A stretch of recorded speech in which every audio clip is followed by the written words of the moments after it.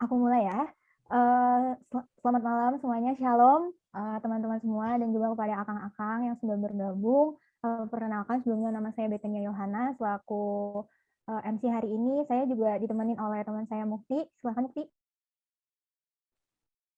Oke, halo teman-teman semua, dan selamat datang di kegiatan kita pada malam hari ini, dan juga halo Kang Teteh yang udah hadir bersama kita pada malam hari ini. Oke, teman-teman semua, kita dari kelompok 22 kolaborasi Fakultas Hukum Universitas Padjadjaran tahun 2021, kita bakal melaksanakan wawancara kepada UKM yang ada di Fakultas Hukum Universitas Padjadjaran. Dan kebetulan kita dapat untuk berkesempatan mewawancarai UKM PMK ya, Ana ya. Dan kebetulan pada malam hari ini dari PMK sendiri itu akang-akangnya udah hadir bersama kita pada malam hari ini. Udah ada ini Akang Manuel Mangapuli ya. Halo Kang, selamat malam Kang. Selamat malam Kang. Dan Halo, juga, selamat malam. Oke, selamat malam Kang. Oke. Kita Gimana juga nih Kang udah kabarnya? kedatangan. Oh, iya gimana nih Kang kabarnya? Ya, puji Tuhan, alhamdulillah sehat. Aku bareng sama Owen nih. Iya, ada juga teman-teman kita kedatangan Wakil Ketua PMK, Kang Patrick Owen. Selamat malam, Kang. Boleh ya, kita lanjut aja ya. Tadi sempat terputus ya, yang saya tanyakan pada Akang Manuel dan juga Kang Patrick. Gimana sih, Kang? Boleh cerita sedikit kondisi sebagai mahasiswa Universitas Padjadjaran dan juga Akang sekalian kan juga menjadi ketua dan wakil dari UKM PMK sendiri. Itu mungkin selama pandemi mungkin ada kesibukannya menjadi berbeda atau mungkin menjadi lebih berat gitu selama pandemi ini. Boleh ceritakan sedikit, Kang? Ya, oke. Sebetulnya kalau dari sisi kesibukannya atau mungkin kesulitannya, kalau kesibukan sebetulnya sama aja ya dengan ketua-ketua sebelumnya. Maksudnya kita juga tentu tugas saya dan juga Owen, kita bagi tugas. Owen itu lebih ke arah internal, lebih ke pengurusan, lebih ke anggota-anggota. Saya lebih ke eksternal. Saya lebih sering hadir ke kalau misalnya UKMF mengadakan mengundang PMK, biasanya saya yang hadir. Kita juga sering berkoordinasi dengan PMK universitas gitu, karena kita selain ada di fakultas, kita juga PMK ini ada di tingkat universitas. Walaupun secara struktural kita berbeda, kita bukan menjadi bawahan dari universitas, tapi seyogyanya kita saling berkoordinasi dengan PMK fakultas lain dan juga PMK universitas. Itu mungkin nanti bisa ditambahin sama Owen ya. Kalau misalnya dari sisi kesibukannya itu, kalau misalkan kesulitannya mungkin keuntungan di PMK itu kita sering kumpul sebetulnya. Ketika sebelum COVID ya, sebelum COVID itu kita sering kumpul. Jadi pulang kuliah kita makan bareng, atau misalnya pulang persekutuan kita makan malam bareng-bareng gitu rame-rame. Disitulah kita bondingnya tuh di situ. Jadi bonding dan keakraban itu dapat. Nah, di situasi online seperti ini itu menjadi sulit karena kita tidak bisa bertemu secara langsung gitu ya. Kita ngobrol di Zoom kan juga cuma bisa satu topik istilahnya gitu loh. Kalau misalkan di offline kan bisa ada di mana ngobrol-ngobrol banyak gitu kan. Mungkin itu salah satu kelemahan atau kesulitan di masa pandemi, sehingga dengan minimnya koordinasi, minimnya keakraban untuk ngobrol gitu, jadinya untuk komunikasi sesama pengurus atau sesama dengan anggota, kita minta info dari anggota, entah ada yang sakit atau ada yang ulang tahun dan lain sebagainya, itu menjadi terhambat biasanya gitu. Mungkin Owen boleh tambahin? Masa online ini ya, berarti ya? Yang seperti yang disebutin sama Mangap tadi, yang udah Mangap bilang, bahwa emang kesulitan utama dan terutama di kepengurusan online ini, yaitu itu di lack of communication ya teman-teman, di susahnya kita, misalnya contoh pengurus misalnya ada yang maba, bukan maba, sorry, udah angkatan 2020 gitu, di mana kita belum pernah ketemu tatap muka sebelumnya, di mana kita belum pernah tahu, oh ini orangnya kayak gini, oh ini orangnya kayak gini, cuman berdasarkan kayak line chat, atau misalnya Zoom sesekali gitu. Itu tapi kita, terus banyak juga teman yang belum kenal gitu misalnya gitu, tapi harus kita satuin tiba-tiba di dalam satu kepengurusan. Nah, belum bisa kenal lebih jauh istilahnya gitu kepada mereka atau gimana, cuman harus tetap kita jalanin gitu. Nah, itu sih paling tantangan terberatnya. Yang lainnya juga itu tuh susah gitu. Oke. Oke, makasih Kang. Makasih, Kayaknya Kang. pandemi ini emang jadi musuh semua orang ya Kang ya, termasuk di Iya. UKM fakultas juga, UKM PMK gitu.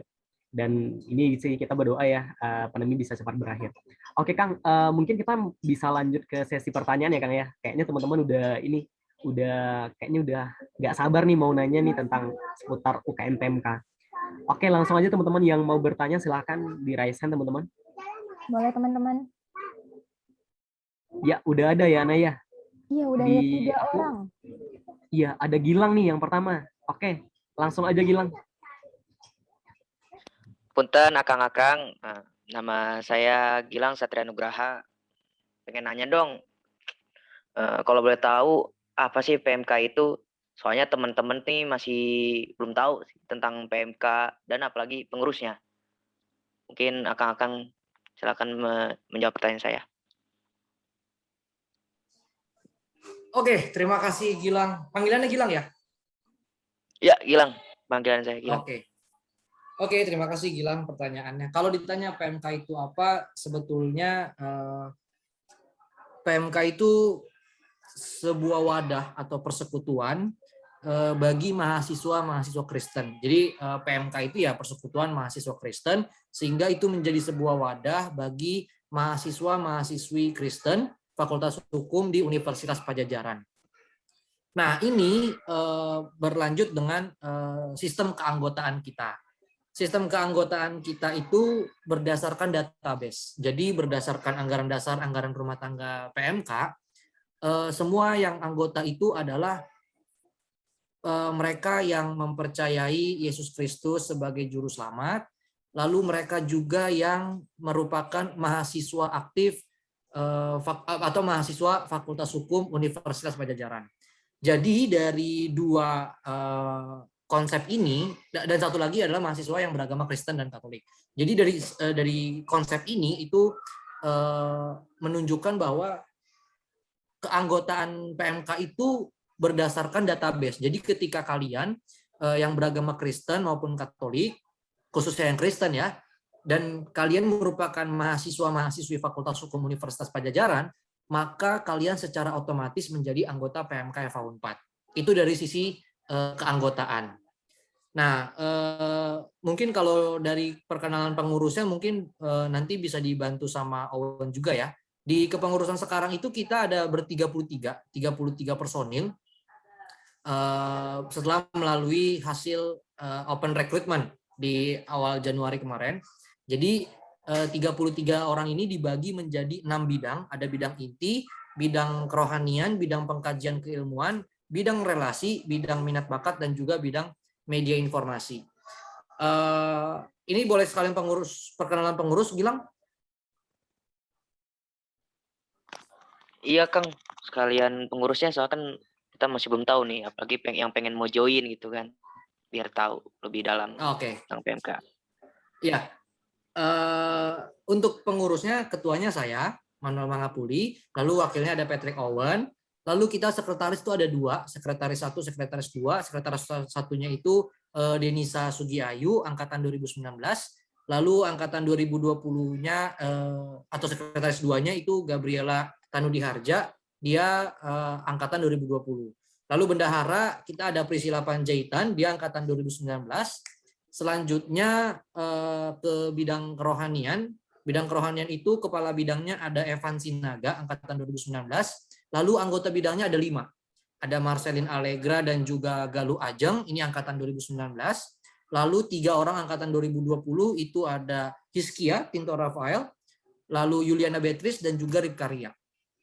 Selanjutnya ke bidang pengkajian keilmuan. Bidang pengkajian keilmuan ini dikepalai oleh Samuel Peter, angkatan 2019, serta 4 orang anggota bidangnya, semuanya angkatan 2019.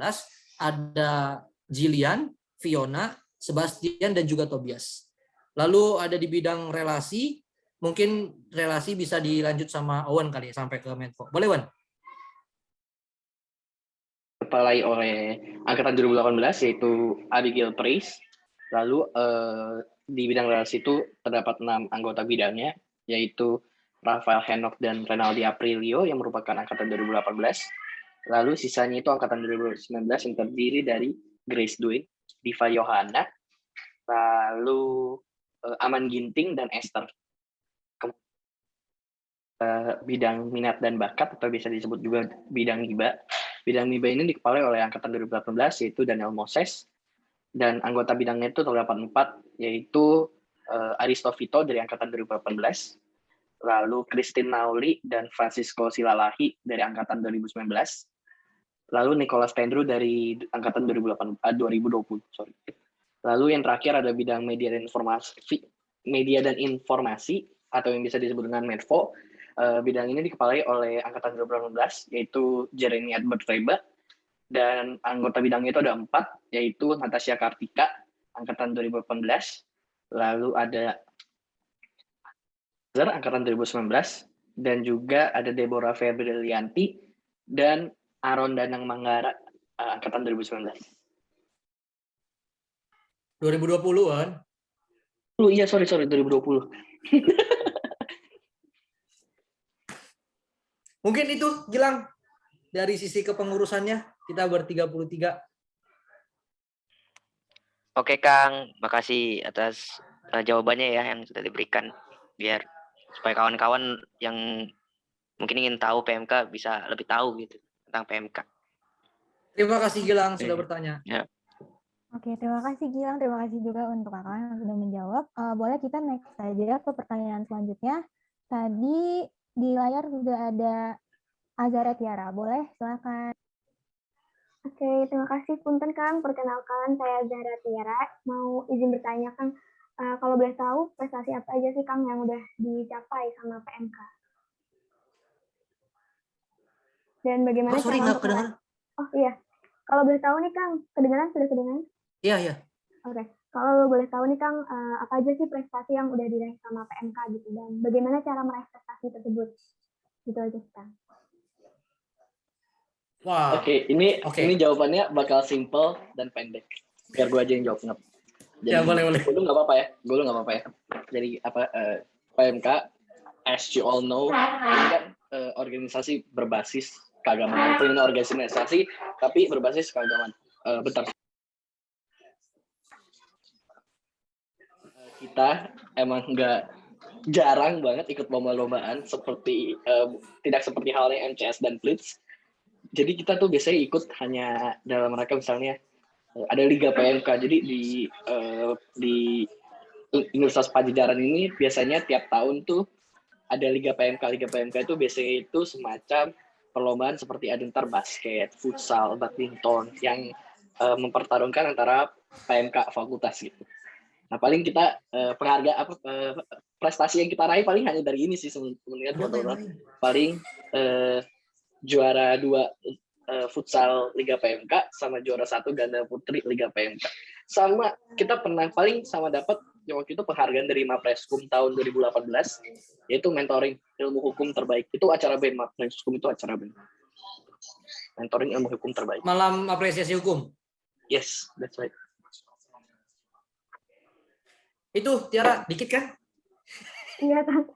Terima kasih Kang atas jawabannya Kang. Oke, keren banget ya teman-teman semua. Berarti PMK ini nggak hanya bergerak di kerohanian ya Bang ya, tapi juga di olahraga juga dan juga hal-hal produktif lainnya ya Kang ya. Oke, langsung aja teman-teman yang mau bertanya, karena mengingat waktu yang sangat singkat, jadi langsung aja teman-teman. Ya silakan, ada Monik, silakan Mon. Ya, soalnya kedengaran kan ini? Iya Mon, kedengaran Mon. Oh, oke. Ya, punten nih Kang Manuel sama Kang Owen. Nama saya Monik.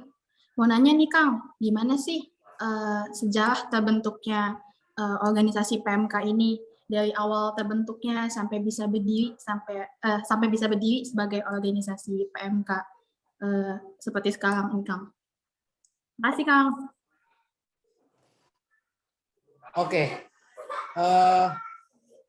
Untuk sejarahnya ya, sejarahnya itu jadi dulu memang banyak abang kakak alumni kita yang berasal dari luar Pulau Jawa, yang berasal langsung dari Sumatera sana.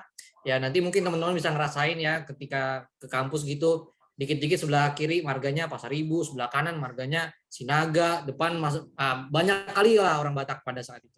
Nah jadi karena banyaknya orang Batak yang datang dari kampung, dari Sumatera gitu ya, biasanya tuh sebetulnya pesan orang tua yang dari sana tuh kalau bisa ketemulah sama teman-teman yang memang sama-sama Batak gitu, misalkan sama-sama satu perkumpulan gitu, sama-sama satu yang Kristen misalnya gitu. Jadi akhirnya muncullah inisiatif dari abang kakak kita sekitar tahun 2004 gitu, 2004 ke atas gitu ya, itu mulai menjalin perkumpulan ini bukannya yang kayak di warung-warung ngobrol saat itu enggak, tapi lebih ke arah ya ada nongkrong santai, ngobrol santai ada, tapi juga ada mereka diskusi pelajaran, bertanya dan lain sebagainya. Lalu juga mereka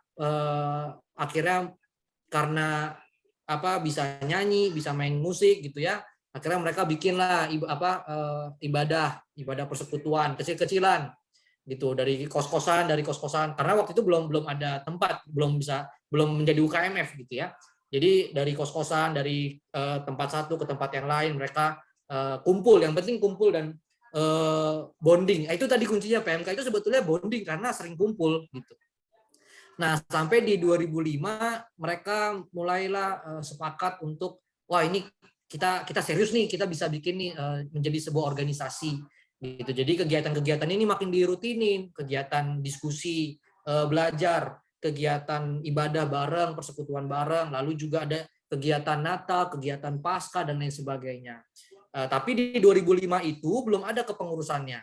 Jadi terbentuklah kepengurusan pertama itu di tahun 2006. Nah, kebentuk kepengurusannya dan program kerjanya serta visi misi dan anggaran dasar anggaran rumah tangganya nanti dibentuk itu sesuai dengan kebiasaan abang kakak terdahulu gitu. Jadi program-program yang kita jalankan sekarang ini notabene juga merupakan turunan dari abang kakak sebelumnya. Seperti misalnya walaupun ada inovasi-inovasi ya sesuai dengan masa ke masa gitu, tapi secara fundamentalnya adalah persekutuannya harus tetap ada gitu, persekutuannya ada, lalu juga kita juga ada diskusi pelajaran melalui mentoring gitu, mentoring ilmu hukumnya ada gitu. Jadi lalu juga kegiatan-kegiatan seperti Natal, kegiatan Paskah, kegiatan penyambutan adik-adik mahasiswa baru itu juga ada, dan itu terus berlanjut sampai sekarang. Jadi kalau ditanya sejarahnya seperti apa, ya seperti itulah sejarahnya. Dulu abang kakak dari Sumatera gitu ya yang datang, lalu juga membuat perkumpulan-perkumpulan dari kos-kosan ke satu kos-kosan yang lain, mereka beribadah, mereka diskusi dan lain sebagainya, sehingga di tahun 2006 lah terbentuk kepengurusan pertama gitu. Itu mungkin dari sisi sejarahnya. Monik, semoga bisa menjawab. Oke, mungkin karena keterbatasan waktu, untuk teman-teman yang masih mau bertanya mungkin di lain kesempatan ya, mungkin ya. Iya, atau di IG-nya juga bisa nanyain ya, Ana ya. Sekali lagi terima kasih banyak untuk akang-akang yang sudah menyempatkan mungkin di tengah-tengah kesibukannya sudah mau bergabung dalam wawancara kita hari ini.